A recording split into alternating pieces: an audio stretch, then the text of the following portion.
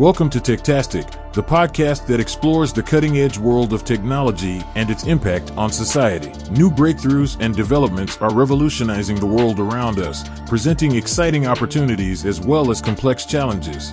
We'll explore the big ideas and key players driving these transformations, as we seek to understand the implications of these advancements for our lives, our communities, and our planet. Join us on this journey of discovery and exploration as we navigate the fascinating and ever-evolving world of technology. This is Techtastic. Victoria, I'd love to welcome you to It's Techtastic. It's lovely to have you here. Thank you. The topic of the future of the workplace is being disrupted in so many ways. There's a lot of companies now that are trying to do the return to the office, but they've been hybrid or fully remote for some time. So you've got the impact of what COVID did there. You've got the changing in dynamics between the generations and expectations that come along with that. And you've got AI and other massively disruptive technology happening in rapid fire. So when we talk about the future of the workforce, there are many different ways we can go with that. And I'm just curious, from like a high level view, what do you think the biggest changes are going to be, and how's that going to impact all of us? I hope you said changes plural and not change, because I don't think that there's like a silver bullet for employers, quite frankly, here. I think it's going to be multi-pronged. And I think the one thing that you brought up, Christian, around the where we work, I think forever will be changed. So I think a hybrid environment is likely to be the case going forward, in large part because employees want that flexibility. Yeah. I personally believe that there's still a ton of greatness and innovation that comes in being physically together at some point, but I personally wouldn't want to return 5 days a week into the office. So I think where we work will, again, forever be changed. There's a big shift around why we work now. So I think because in the pandemic, there was zero separation between home and workplace as we did our work in our homes, and the thought process we had over what we wanted for ourselves and our lives and health was at question. The ability to look at the work that we do and what kind of impact is it having, not just for the organization itself, but for its customers, for the community, and for the world at large is the next. But connected to the why, I think, is the work that we do that brings us joy or brings us passion, and the skills we have. Or if you're familiar with the Ikigai philosophy, over like what you're good at, skills you have versus what you can get paid for, and how do you blend and find all of those things. And then the last piece is around leadership. There's an empathetic, human-centered kind of leader we all want to work for now. This hustle hard, authoritarian approach just won't work anymore. Well, that's very interesting. We're speaking to a lot of entrepreneurs and people that are largely self-starters, and they do have to hustle hard. Like, you can't go start something new and just kind of coast, which is not what you're implying at all, I know. But they might come across that way. How do they have to change their own thinking about employee one through, that first build out of the team? Because they are going to be thinking about, like, personally, I have a startup right now. I work, 100 hours a week. I mean, something stupid. I'm just always working. It's not what I want to be doing necessarily, right? I would love to be spending time with friends and family, but I know I need to right now. And as I build out my own team, I'm running into this where I'm like, it was a 3-day weekend. Why weren't they working? And I have to remind myself that that's not even a fair ask. Yeah, you're right. And that is the big, difference for the entrepreneurs versus the employees. I mean, they own it. They have a personal stake in it. They're personally invested in their time, their money, et cetera. And so for the wanting to see, and I'm a hustle hard, like you, work tons and tons of hours. I sit on boards, I have side hustles, like all of those things.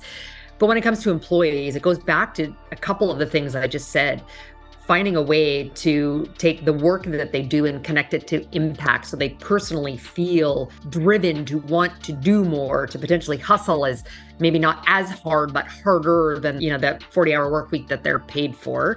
So that's one part of it. And there's also lots of compensation schemes and things you can do, and, equity, even, and things like that to make it more tangible for those who want to work. And then be a good employer. They say there's no loyalty in business, but there's loyalty to people. And so can we find the right kind of leader who we want to go that extra mile for? I think that was the most important point for me. I learned, I don't know when that happened, but at some point I learned that it is always just about the people. Without the people, you got nothing. And if you show them care and compassion, and you actually do care about their future, it's not just window dressing, you're not just saying it, you mean it, and you demonstrate that repeatedly, you end up with people that are loyal to you, and then they'll become as engaged in it as you are, hopefully. But the hard part for me right now, not me personally, I'm thinking of like in the industry, a lot of the things that are being disruptive don't feel like they're necessarily making the world a better place. Like the joke that was constantly in the TV show Silicon Valley, like making the world a better place through seamless packet transport over networks. I mean, these ridiculous mission statements, right? And you see those, but everybody knows those are nonsense. And so how do you connect when you have something that is really far disconnected from the reality of the impact it has on people? How do you make that true? How do you make it so that it is the individual feels like they are having an impact on the world? They are making the world a better place. Yeah, it can be tough. I mean, if you're producing certain widgets or, as you said, packs or your whatever, it can be difficult. I actually think a lot of that is incumbent upon the leader to try and find a way to bridge that impact discussion and thinking that's connected to what's meaningful also to the employee. Like I want to work. I worked in a variety. My entire career has been B2B professional services and selling a bunch of different services. At the end of the day, I could work in any industry as long as I fundamentally believe in the product or service.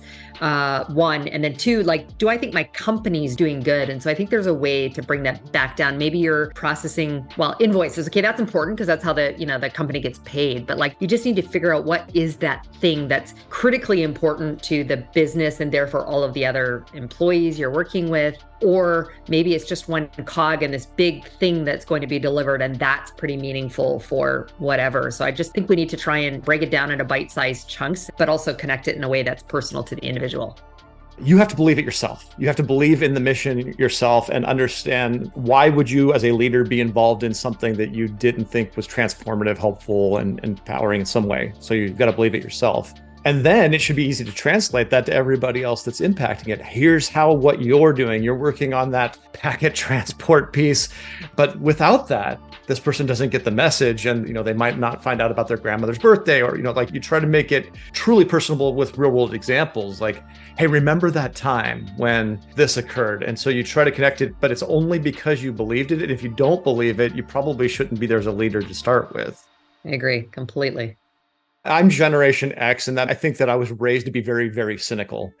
We were the first television generation that was largely raised by it. And so we were flooded with commercials for every part of our lives. And so anytime anybody tells me oh, this is why we're doing it, my instinct is to say, you're so full of bleep, right? I know that you're just in it for the money. It's not just me. I've talked to a lot of other people from my generation that are in leadership roles, and we all have that extremely cynical view. And so we might believe it to a degree. We've sold ourselves on it, but we don't really internalize it. And so being authentic with it when you're trying to get somebody else there with you is sometimes very hard because you've always got that cynical little character on your shoulder saying, yeah, but really. I'm a Gen Xer as well, and I trust but verify. Oh, there you go. It's the way I choose to approach things. I work predominantly, at least the last decade for sure, if not longer, for Fortune 100 companies. Publicly traded, quarter-to-quarter results. So it is about making money. We look at sales and revenue and gross profit. And so I'm driven to the complexities of achieving our shareholders' objectives, but that isn't the thing that motivates me. So I have chosen to look at things differently. I want to be a different kind of leader that people want to work for, and that there doesn't then be a trade-off for financial and business results for being a different kind of human and leader and how I want to engage. That's part of how I bridge the cynicism and or going back to hustle hard, money-driven way of the world, quite frankly. That's great advice for people. I find that experience actually, as you were talking about the Fortune 100, I find it harder in the larger corporations because you become so much further away from the value that they actually create for somebody, whether it's I've been at Nike and, people were buying the shoes because it made them feel like an athlete or, whatever feeling they were getting from the brand, or at, very large companies that were just shipping furniture. But the story was easy to say because I could connect back to it and say hey man, every time you go buy a new pair of sneaks, why are you doing it? Well, I'm excited because it makes me feel like an athlete or whatever it was. Or if it's furniture, I'm making my home a place that feels safe, especially in the time of COVID when it was my nest, it was my safety place, right? You could sell that story, but as the organization got bigger and bigger, you were so much further removed from it. And for me, it was always about keeping who are we doing this for front and center. Then number two was your team. we're here for each other too, right? We're all here trying to do this thing. You, Christian, are making Victoria's day better, or because you're helping her do these things, or you're helping her be successful. And I found a lot of empowerment for the individuals by like really making it about them too. And that's the only safety I've ever found in the large organizations, when it gets so disconnected from the customer or the consumer. Yeah, and sometimes that means bringing it down to controlling what you can control. So it's your point in terms of messaging and making it personal, but then at some point, there are some things you need to learn to let go of in these big organizations. I've built and bought businesses as well. So I have this weird between like the large companies and like small and, doing a lot of consulting or coaching for founders. And it's funny, my husband, from the moment he met me, he's like, you're never going to be happy until you're CEO of your own company. Now, I did buy a company, but it was really, really small. So it wasn't as complex and didn't motivate me as much, but that is the intended goal, is to, get back to that, because I want to be able to control a lot more, particularly going back to like culture and leadership and those kinds of things, as much as the outcome of the business results. So you would call the turnaround queen, right? Like that's a nickname that's been applied to you? Yes. And I find, as you were talking about the back and forth between the startup founder and the large corporation, like the benefit of being in those turnaround situations is you see what can go wrong, and you can apply like, okay, here's what good looks like. Here's how I'm going to spin this around. Oftentimes, founders put themselves in a situation they don't realize where that eventually leads. Sometimes it's out of expediency. Sometimes it's just their own personality, and they think that they're always going to be there doing those things. And I'll give you an example. A lot of founders get into the trap of being the oracle.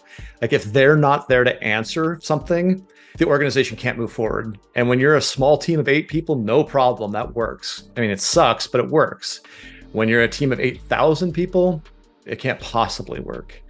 And so I'm curious, like I just gave you one, the oracle problem. What are some of the other things that you see that become emergent over the scaling of an organization that break down?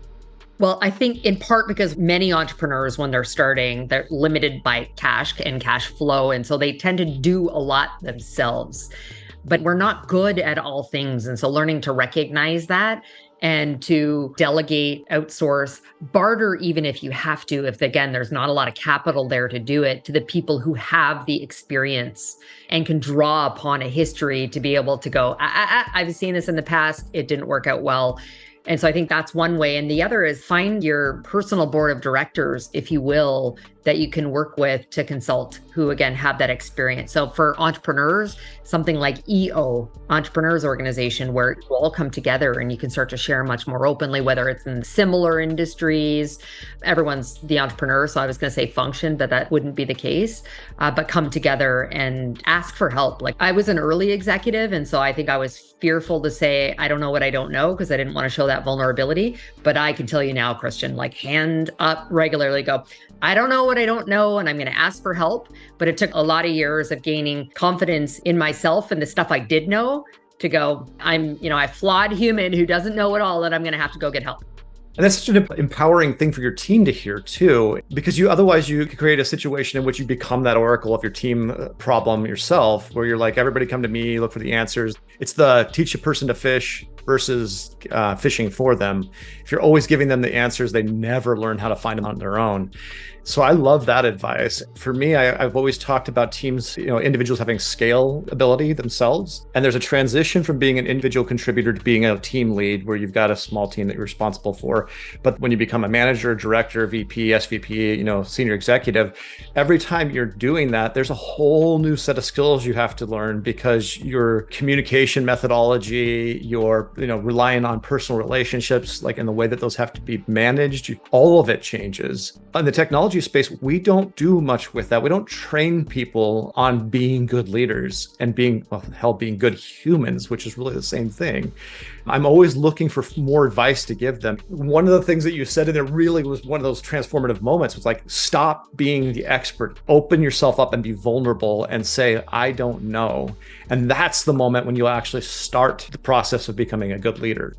So many things you said there, Christian, that makes me just think back on sort of career and where even I choose to focus my time. So there's the big focus on skills. And so I, worked for Accenture and then IBM just before that. And so there's a discrete focus on skills needed now for our clients to deliver, and skills for future that we see coming down the pipe. We talk about AI and generative AI that's at the top of the list right now, but finding SAP resources is still a hot resource that we're looking at. So one, I think as leaders, it's important for us to think and connect our business strategy back down to discrete skills that are going to be required for the workforce. So we're not finding these huge holes and then looking to borrow talent at crazy rates. So that's one piece. The next, when I talk about skills, is yes, those human-centered skills. We're not taught that. I think a lot of companies make the mistake of just promoting their top performer to leadership. They don't necessarily innately have those skills.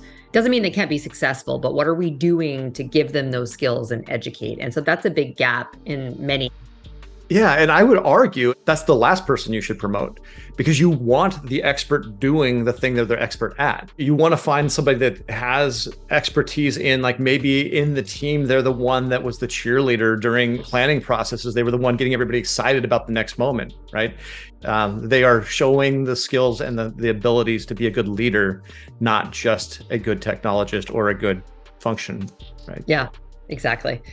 And so I wish that there was much more of a focus on that. Most companies do, once they reach a certain size and scale, will do employee engagement surveys. But then there's a few flaws with that. One, most employees never think it's truly anonymous.